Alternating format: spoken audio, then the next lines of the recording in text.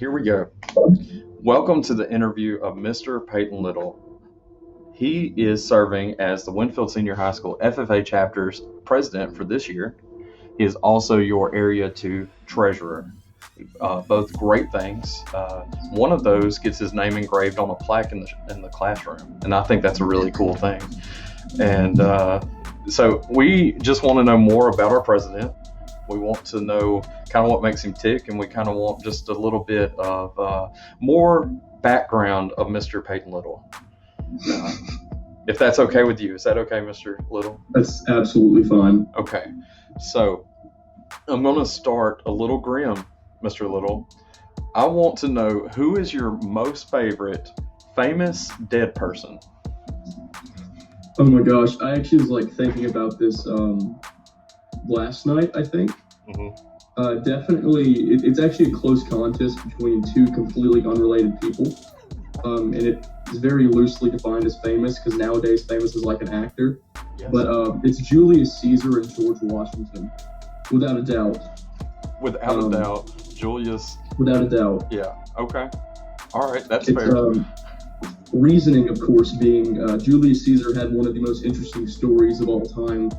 Going from being a general to basically being the emperor, but not emperor of Rome, to being killed by everyone who thought he was his friend, including his adopted son, essentially. Right. It's just a whole shebang that's really interesting. And then you have George Washington being guerrilla warfare, fighting, and making America cool and a place to be. So, question: are you afraid that you'll end up like Julius Caesar? I've thought about it a lot. The Ides of March, every time I go to an officer meeting, I don't know if it's going to be my last.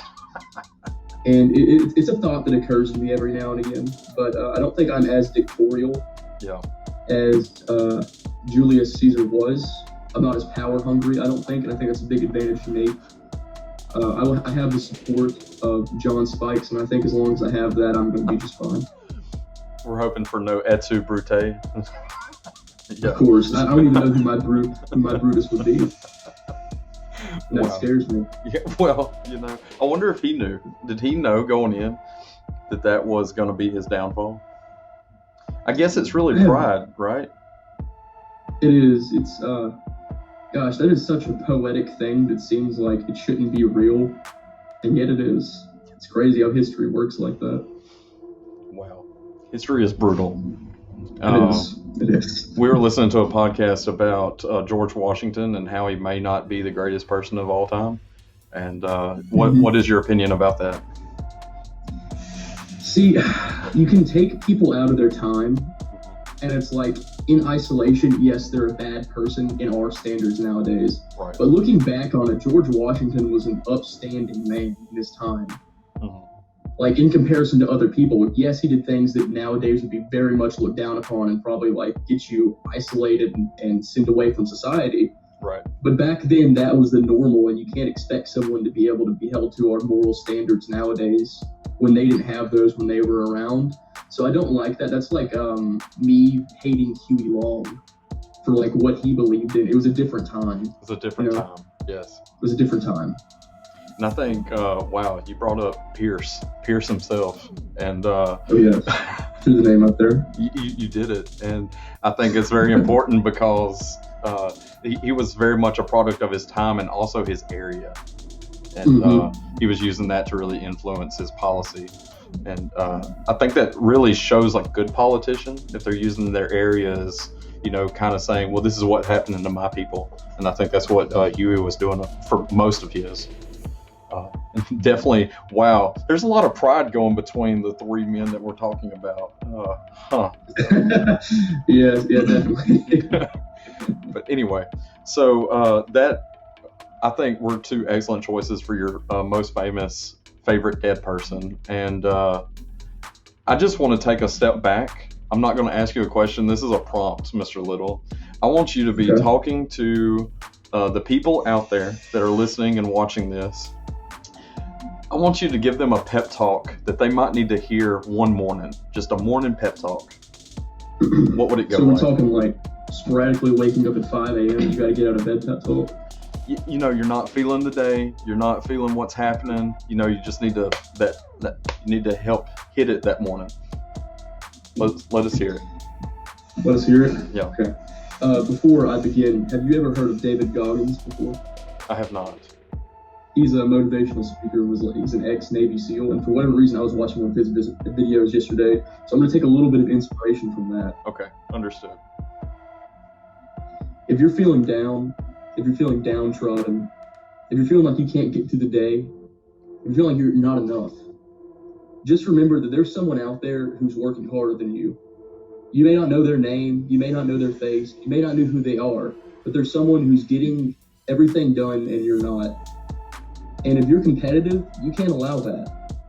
You have to rise up to that challenge. You have to be the person that other people are thinking about. Well, he's getting things done. What am I doing here? What am I doing? Why am I laying in bed?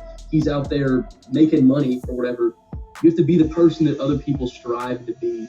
You have to be the person that other people worry about catching up to. Just when you feel like you can't get through the day, just remember, be the person that other people look up to. Be the person that other people aspire to be. Be the person who guides people down the right path. Was that good enough? Was that satisfactory? I thought it was great. I was ready to jump up and attack the day. I was, right. If you would have ended it with, now go drink that Crystal Light and let's hit it. Yeah. Yes. Always. Perfect. All right, so I got one more real question, then I have one thing that we'll end on. So this is something that happens a lot. This is a great conversation starter, and we're kind of winding down with this, and I thought that'd be fun. What is, and I'll let you pick, either a book, music, or movie that is on your desert island list. Okay, so you're stranded on a desert island. You can either pick a book, music, or movie to talk about. Not saying this is the only thing you have, but one thing that you would have to have out of those three things.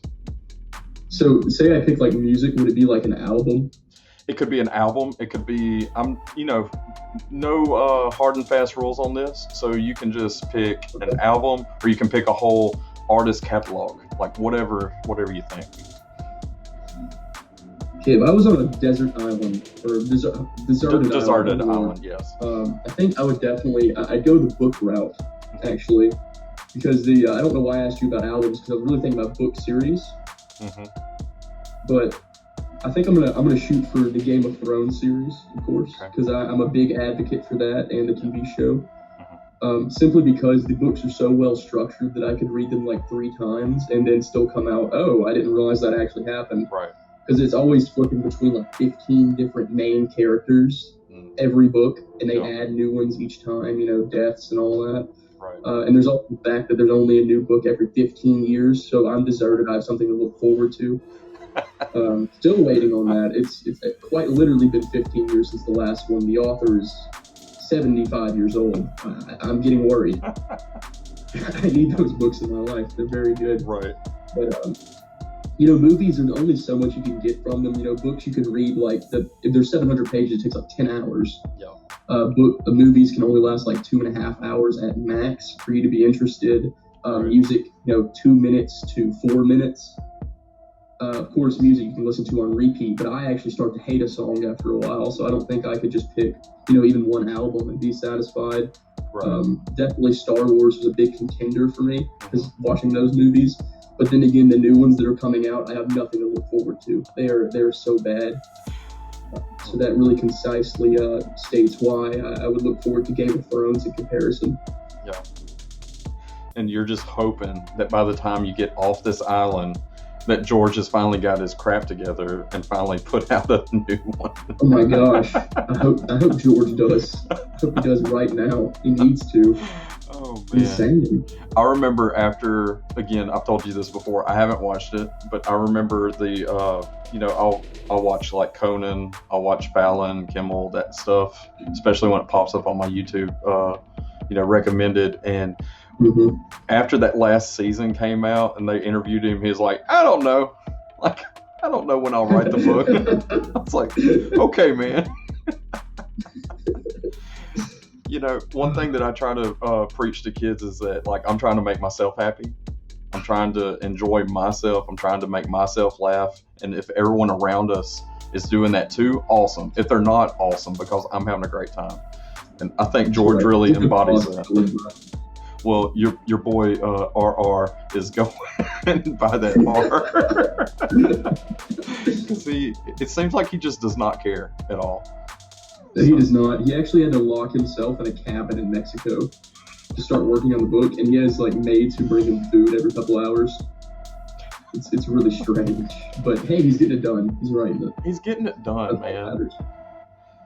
All right, so the last thing that I have for you, okay. I don't know, I was looking for news topics that you may not have seen, okay? I was looking for something that is not where these electoral votes are coming from, or is the virus real? Wasn't looking at any of that. What I was looking for was something that just might be right on the verge of being something big, and I think I found something that might be of interest to you. And I'm going to tell you the headline. I'm going to give you just a brief synopsis, and I would just want to know your opinion, okay? Okay. So, the headline is, Dueling T-Rex and Triceratops are frozen in time, locked in battle. So, there was a Triceratops that began to emerge from a thick rock in Hell Creek Formation, which is in Montana. And now they are seeing that a Triceratops and a juvenile T-Rex are locked, and they are called the Dueling Dinosaurs, and they're going to be on display in North Carolina. Opinion. Wow. That's pretty huge. I would love to go there and see that, actually. That's really cool. I think that the Triceratops, simply because it's not a juvenile, say if they were to be thawed out somehow and rejuvenate their battle, I think it would definitely take the dub. Yeah. I certainly hope that gets to the museum. It says that it will be available for visiting in 2022. Wow. So, Senior trip, man. I'm thinking. Senior trip? I see it. Okay. I'll run that by my class. Yeah. Sounds awesome. Go out, see the Smoky Mountains, the Appalachians, and go see these dueling dinosaurs. So, Mr. Little, that was all I had for you. I thought this would be a little fun thing. We're talking about us having more of a presence on YouTube, and I thought this would be an interesting way to do that. And so, do you have anything else you want to say? Nothing besides, I thought this was really fun. And I'm definitely glad I woke up this morning to do this. Yeah. I didn't know how it would go, so it's I'm glad I heard about the fighting dinosaurs. It's always a good topic to hear about. Something you need to keep up to date with. Right. I thought that might change your life. It did. It really did. Now I have a new goal on my bucket list. Yeah. I don't care about running for state office or anything like that. I just want to see the dueling dinosaurs. Oh man, now. That's on the record now. Yeah, that's on the record. That's on the record. I'll say it again. For sure. All right, Mr. Little, thank you so much for your time. And this has been a blast. This has been fun. Same on my side. Thank you, Mr. Riley. Yes, sir.